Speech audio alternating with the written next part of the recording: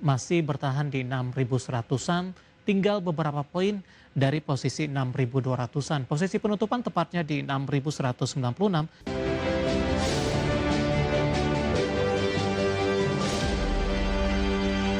Dan pemirsa, di penutupan perdagangan di sesi kedua hari ini indeks harga saham gabungan masih ditutup di zona merah, tapi laju pelemahannya sudah mulai terbatas ketika intraday sempat melemah di atas 2%, saat ini melemah di 1,88%, masih bertahan di 6.100-an, tinggal beberapa poin dari posisi 6.200-an. Posisi penutupan tepatnya di 6.196,430, posisi intraday tertinggi hari ini dan tetap berada di zona merah di 6.268,534. Langsung saja kita ke grafis yang pertama pemirsa, kita akan coba update seperti apa posisi penutupan beberapa indeks lainnya. Seperti MNC 36 melemah di 1,94%, Jakarta Islamic Index melemah di 2,71% dan LQ45 tertekan di 1,97%. Rotasi pergerakan sektoral pemirsa, konsumsi non-primer paling dalam melemah di 3,04%, barang baku juga tertekan di 3,02%, energi 2,82% minus, transportasi dan logistik juga melemah di 2,70%. Tampaknya semua sektor mengalami koreksi cukup dalam pemirsa. Kemudian saham-saham yang masuk ke dalam deretan top gainers di tengah koreksi dalam indeks harga saham gabungan ada Bull masuk ke dalam saham pilihan, tadi sudah kita ulas. MDIA di 127, ESIP juga masuk ke dalam saham pilihan di 139 penutupan dan PACK di 234. Grafis yang terakhir saham-saham yang hari ini menjadi pemberat pemirsa, ada BMRI melemah di 5% hari ini menjadi pemberat utama, transaksi di 1,7 triliun rupiah, menjadi sasaran net sell asing di sesi pertama pada siang tadi. TPIA juga melemah di 2.100, masuk ke dalam net sell asing juga. Bumi di 171 dan Dewa masih dalam grup yang sama, grup Bakri, tertekan di Rp442 per sahamnya. Updatean penutupan perdagangan sesi kedua ini dan semoga bisa menjadi referensi untuk Anda dalam menghadapi perdagangan di minggu depan. Pemirsa, masih di IDX Consensus Closing, dan sebelum kita lanjutkan perbincangan, kita akan coba lihat terlebih dahulu 4 saham pilihan yang direkomendasikan, dan lagi-lagi keputusan investasi tetap ada di tangan pemirsa IDX Channel. Dapat Anda saksikan grafis di layar televisi Anda pemirsa, ada 4 saham pilihan. Pertama Bull, buy on weakness, supportnya di 384,440. Updatean terakhir di penutupan sesi kedua hari ini, Bull melesat cukup kencang, menguat di atas 12%. Kemudian ada ESA, buy on weakness, supportnya di 590, resisten hingga ke 670. DSNG juga buy on weakness 1240, resisten hingga ke 1450, dan ESIP buy on weakness di 133, resisten hingga ke 153. Saham pilihan dan lagi-lagi keputusan investasi tetap ada di tangan pemirsa IDX Channel. Pak Revo, kita lanjutkan kembali Pak. Saham pilihan yang pertama ada Bull, buy on weakness. Update teknikal di penutupan sesi kedua hari ini melesat signifikan setelah sempat tertekan ke 374, ditutup di 438, sekaligus intraday tertinggi hari ini. Silakan Pak. Ya, jadi tadi pas kita bikin memang di sekitar 410, ya 414, 418, tapi sekarang 438. Jadi memang ini ada signifikan sekali kenaikannya sekitar mungkin around 12%, dan saat ini memang secara volume juga positif banget. Kemudian dia ada bearish, maksud saya ada bullish engulfing, ini bahkan menuju bullish Marubozu candle. Ditambah volumenya juga volume spike ya. Dan memang kalau kita perhatikan potensi untuk terjadi earnings yang cukup tinggi di kuartal 2 itu menjadi salah satu alasan kenapa mungkin akhirnya saham Bull ini juga diapresiasi oleh pasar. Itu yang pertama. Yang kedua, kalau kita lihat tadi saya sampaikan di awal soal harga oil ya. Jadi ketika harga oil naik juga karena dia salah satunya adalah dia sewa kapal, dan juga kalau kita perhatikan kapal yang atau tanker yang disewakan ini juga bisa ngebawa oil juga ya. Jadi memang itu yang akhirnya membuat dia cukup positif lah untuk Bull ini. By technical ini so far consistently bergerak di atas moving average 21. Tadi ya volumenya juga volume spike. So far stokastik juga cukup oke, dan saat ini potensially untuk dia kembali lagi mengalami kenaikan ya mungkin around sekitar 458. Ini ada rejection kurang lebih di area 458 460, itu bisa kita perhatikan. Tapi memang harus hati-hati kalau kita mengejar emiten yang sudah lagi rally-nya kencang gini ya, karena secara risk juga akan cukup tinggi juga. Baik, berarti ada sisi perubahan dari sisi resistennya, Pak. Karena penutupan hari ini 438, Betul. resisten pada tadi siang masih 440. Baik, Iya. dari bull kita beralih ke ESA, Pak. Saham pilihan yang kedua, kita akan coba update juga posisi penutupan di sesi kedua hari ini. Berbalik melemah sepertinya, 640 intraday hari ini sempat ke 670. Buy on weakness di level berapa, Pak? Dan pertimbangan juga dari sisi aspek lain untuk ESA masuk ke dalam salah satu saham pilihan? Ya, salah satunya adalah kita lihat dia sudah mungkin 1 sampai 1,5 minggu terakhir ini dia consistently moving above dari moving average 21 itu yang pertama. Yang kedua secara volume dia juga relatively dia sudah mengalami kenaikan jadi volumenya udah mulai ada nih di dalam kayak gitu. Kemudian berikutnya kita lihat untuk buy on weakness memang kita karena ya kita harus tunggu dia secondary reaction terlebih dahulu. Jadi setelah primary movement kemudian secondary reaction kita tunggu di around 620 625 ya sekitar area tersebut.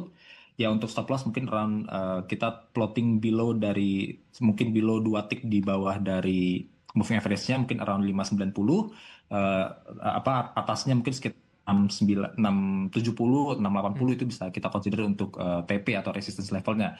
Sementara kalau bicara soal fundamentalnya mungkin karena kita bicara soal ESA berarti kita bicara soal ammonia price yang Ya. mana ammonia memang memang agak mengalami pelemahan tapi basically kalau kita tarik uh, yang mungkin 1 2 kuartal terakhir itu relatif tinggi sebetulnya. Bahkan kita bicara dari bulan ya Juni ya bulan Mei ini itu di atas angka $700 per metrik. Jadi itu angka yang tinggi sekali kalau Iya. kita compare ke kuartal 1 paling 500 saja udah gitu. Apalagi ini tembus di atas angka 700, atas angka 750 per metric ton itu akan lebih tinggi. Artinya earnings di Q2-nya bisa jadi juga Baik. cukup positif untuk ESA seperti itu. Ya, dalam sebulan terakhir ESA sudah mengalami kenaikan signifikan, Pak. Namun dalam jangka menengah mungkin 3 bulan dan 6 bulan masih mengalami tekanan yang cukup dalam. Meskipun sudah berupaya berbalik arah ke 600-an.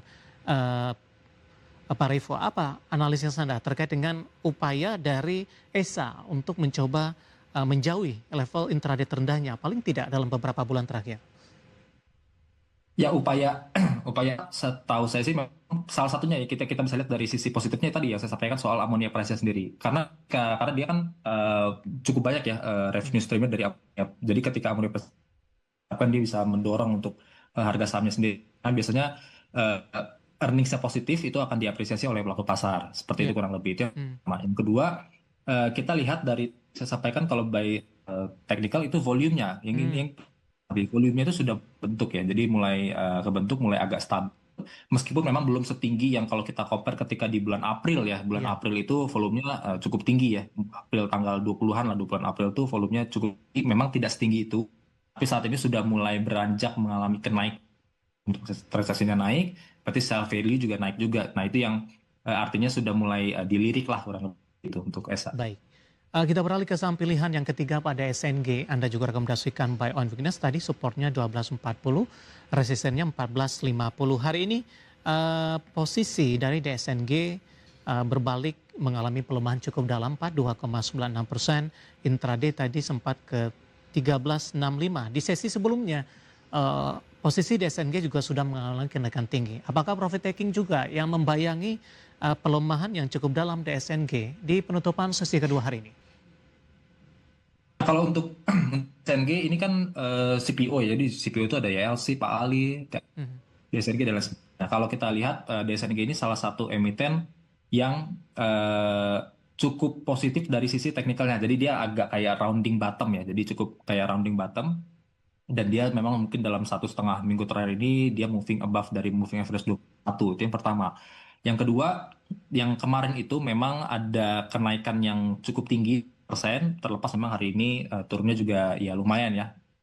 Turunnya mungkin sekitar 3% kira-kira.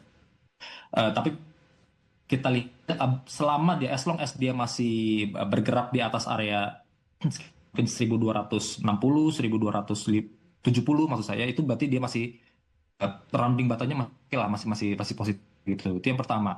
Yang kedua kita bicara soal karena dia CPO maka kita harus lihat dari sisi CPO sendiri. Kemudian kalau kita perhatikan harga CPO sendiri itu cenderung so far cukup positif lah kayak gitu. Belakangan ini karena memang kita lihat di awal Juli ya yang soal B50 itu, kemudian karena kebutuhan akan domestik cukup tinggi, berarti supply di globalnya juga mungkin akan agak sedikit berkurang, kurang lebih kayak Ya, gitu. That's why, untuk harga CPO juga mengalami kenaikan. Harapkan memang emiten-emiten yang bergerak di dalam industri juga bisa mengalami salah satunya kayak gitu. baik. Penutupan hari ini di 13.10 melemah di 2,96%. Dengan koreksi hari ini Pak, dengan mengalami kenaikan yang cukup signifikan dalam sepekan terakhir, supportnya masih terjaga tidak Pak? Untuk level 13.10 karena kan baunya di sekitar 13.20 ya sampai Iya, 13.30 kurang lebih. Jadi ya 13.10 masih cukup relevan lah ya. Itu kan nggak jauh beda ya. 13, let's say 1300, 13.10 itu kan relatif nggak jauh beda dibanding 13.20. Jadi masih cukup relevan. Yang jelas yang perlu kita pantau di angka 12.40-nya itu sebagai mhm, stop loss momennya. Jadi ketika itu turun di bawah, ditutup di bawah 12.40, iya, ditambah lagi let's say ternyata volumenya mengalami kenaikan dibandingkan mungkin 1-2 hari sebelumnya, nah ini mungkin iya. akan menjadi concern ya, kita perlu hati-hati. Baik. Kita beralih ke saham pilihan yang terakhir pemirsa, ada ESIP, Sinergi Inti Plastindo Tbk. Hari ini ditutup menguat 6% di 139, intraday tadi sempat ke 151. Di sesi sebelumnya juga sudah mengalami penguatan Pak, dan di pembukaan sesi pertama pada pagi tadi langsung melesat ke level intraday tertinggi hari ini, dan jelang penutupan atau pasca penutupan ini posisi penguatannya juga sudah mulai terbatas. Analisisnya untuk ESIP. ASIC basically masih dalam konsolidasi. Konsolidasi terjadi dari akhir Juni, jadi mungkin sekitar sebulan terakhir dia sideways aja, relatively nggak bergerak kemana-mana ya. Halo Pak Revo. Ya, tadi kita Ada sudah, ya. volume yang Halo Pak volume Revo. yang tinggi sekali di hari ini. Ya, Yes, yes. ya, terputus-putus Pak, silakan di flashback sedikit aja dari yang terputus tadi.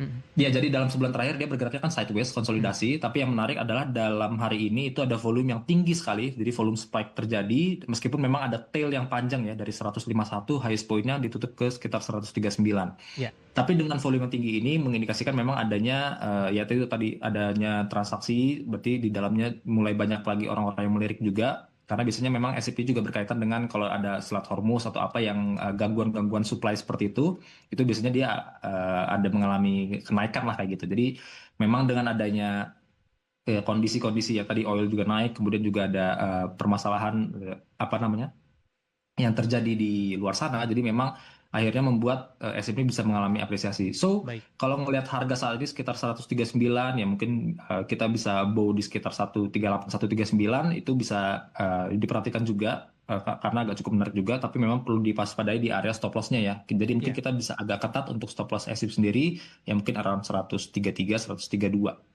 baik. Empat saham pilihan yang direkomendasikan ada Bull, ESA, DSNK dan juga ESIP, dan lagi-lagi keputusan investasi tetap ada di tangan pemirsa IDX Channel.